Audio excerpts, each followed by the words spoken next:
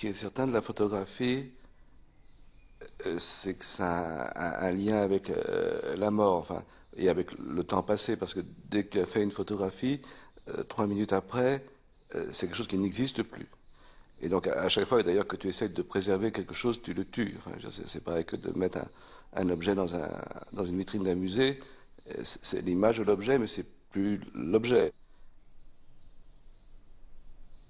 Et donc la photographie, en même temps, effectivement, sauve et tue. Enfin, sauve et en tout cas évoque l'idée de quelque chose qui n'existe plus.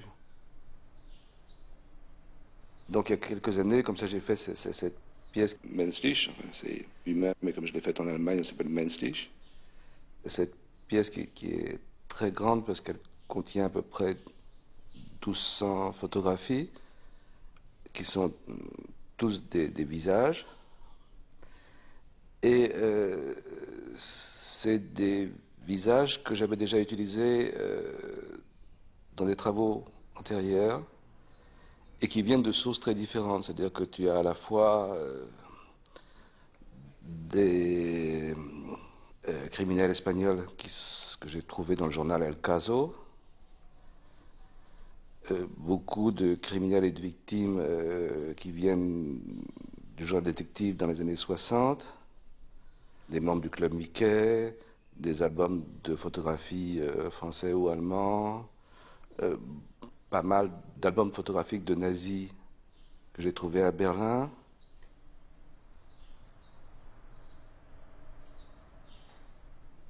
Des photographies représentant des enfants d'école juive avant-guerre, des Suisses morts, des Suisses ordinaires morts, parce que j'en ai beaucoup chez moi, plus de 6000. Ils sont morts par la suite, mais c'est des Suisses vivants. Et j'avais choisi les Suisses parce que les Suisses n'ont pas de raison historique de mourir. Ils sont l'image du bonheur et de la neutralité.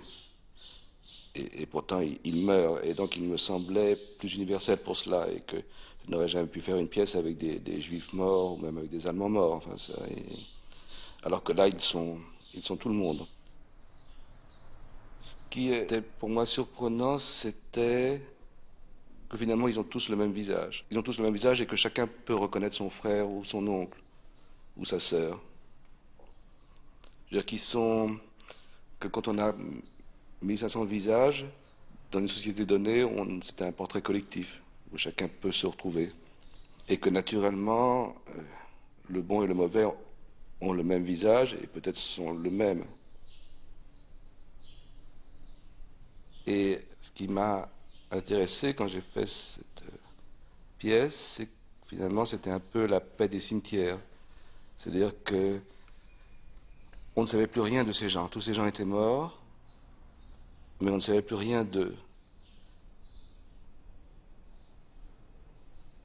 Et que la seule chose qu'on pouvait dire, c'est qu'ils ont été humains.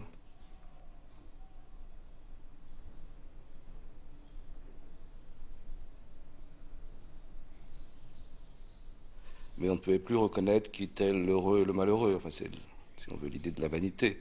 Qu'ils étaient tous égalisés. Et je pense que la photographie de quelqu'un a cette chose terrible, c'est qu'il y a eu quelqu'un, mais que ça n'apprend rien sur cette personne.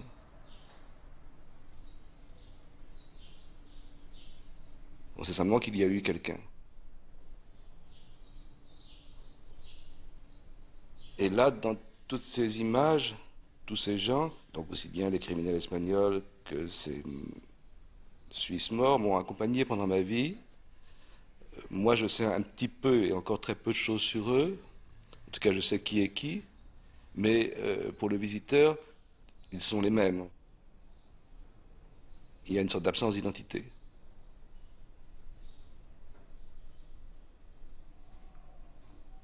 Ce qui m'a toujours plus ou moins intéressé, c'est le contraste dans le fait que chaque personne est unique et que chaque personne est oubliée si vite.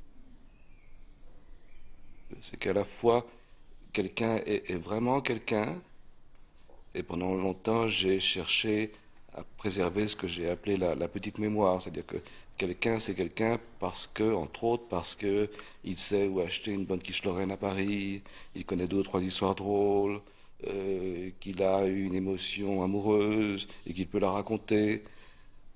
Et puis tout ça qui constitue quelqu'un, très rapidement disparaît totalement.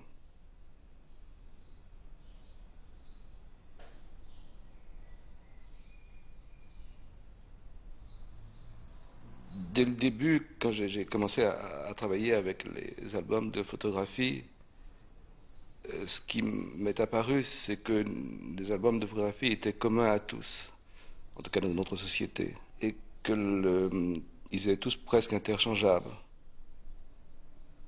Et qu'en fait, la photographie, spécialement la photo d'amateur, ne cherche pas à montrer une réalité, mais à obéir à une sorte de code. C'est-à-dire ce que chacun sait déjà et que chacun sait ce qui est montrable. C'est-à-dire, et les sujets sont tous à peu près les mêmes. C'est le départ en vacances, la plage, le repas d'anniversaire, la naissance du bébé. Et donc c'est plutôt des sortes de moments où chacun peut se reconnaître et qui sont déjà dans l'esprit de chaque personne avant même de faire la photographie. Et donc en fait on ne prend pas la réalité, on prend des clichés pour employer le terme.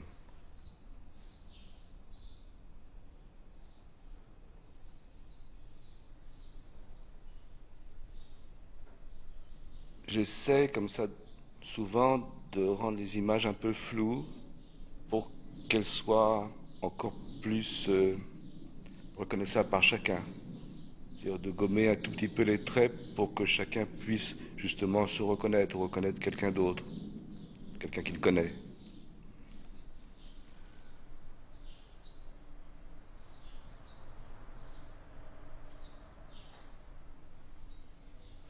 Le problème toujours, c'est que j'ai utilisé toujours des groupes d'images, des groupes de gens, parce qu'il y a une sorte pour moi de grande difficulté à choisir.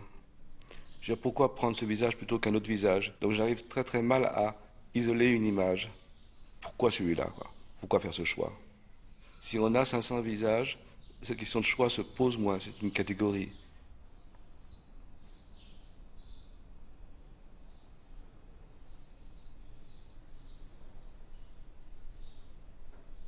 Les images que j'ai trouvées à Berlin au Puce, donc c'est des albums de photographie faits dans les années 40.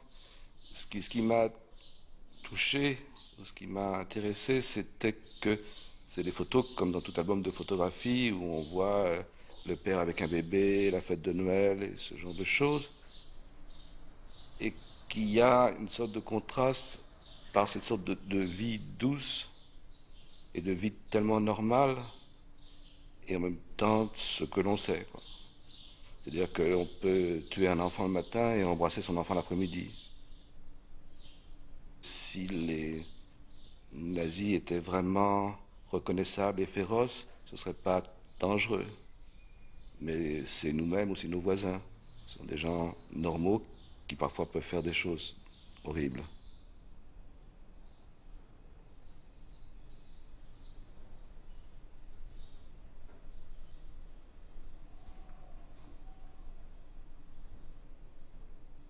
Quelqu'un a dit, on meurt deux fois, on meurt quand on meurt, et on meurt une deuxième fois quand on trouve votre photo et que plus personne ne sait de qui il s'agit.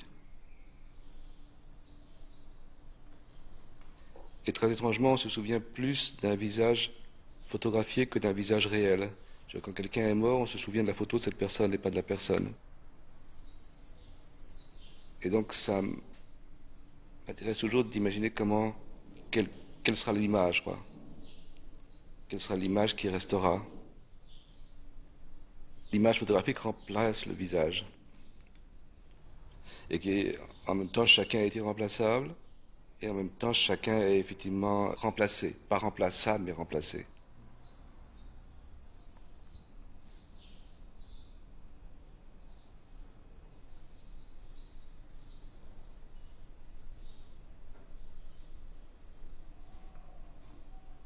Une des rares dernières fois où j'ai fait de la photographie, C'est que j'ai été pendant 5 ans photographe scolaire dans un petit village du centre de la France, à Waron.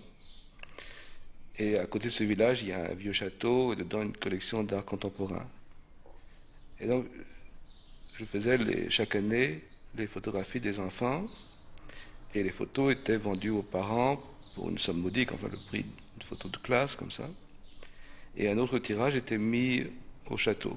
Et comme je suis un mauvais photographe, j'ai eu beaucoup de mal à faire ces photographies. Une ou deux fois, j'ai été même obligé de retourner, de faire reconvoquer les enfants parce que j'avais mis ma main devant l'objectif, j'avais oublié de régler le flash. Et ce qui m'intéressait, c'était que la photo qu'achetaient les parents avait une valeur d'usage. Ils pouvaient la renvoyer aux grands-parents en disant il a grandi le petit. Et que ces mêmes photos qui étaient au château avaient une valeur exemplaire. Donc elles étaient œuvres, si je puis dire. Comme ça, quand on perd la valeur d'usage, l'œuvre devient exemplaire.